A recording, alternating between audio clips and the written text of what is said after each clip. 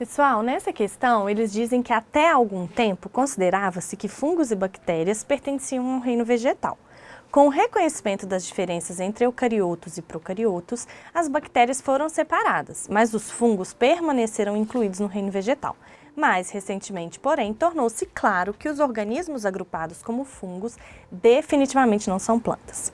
Letra A. Apresente uma característica comum a bactérias e fungos que permitiu considerá-los como plantas.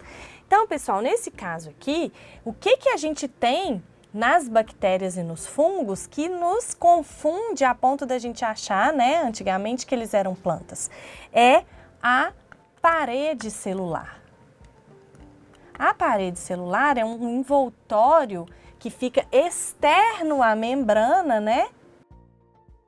Então, a gente tem a membrana plasmática e a parede celular, que confere maior proteção, maior estabilidade, fica mais durinho. E isso fez com que as pessoas no passado achassem que bactérias, fungos e plantas fossem do mesmo grupo, já que todos têm essa estrutura.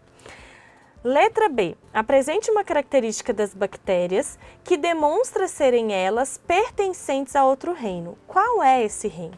Então, é muito nítido, Assim que começa a investigar um pouco melhor as células, a gente vê que bactéria não pode ser igual a fungo e planta. As bactérias, elas não têm envoltório nuclear. Ou seja, o DNA delas fica disperso no citoplasma, diferente de plantas e fungos que têm um núcleo formadinho que abriga o DNA. Então, as bactérias foram separadas e constituíram o reino Monera, que é o único reino procarioto, que é o único reino que o DNA fica disperso. Todos os outros, o DNA fica restrito ao núcleo.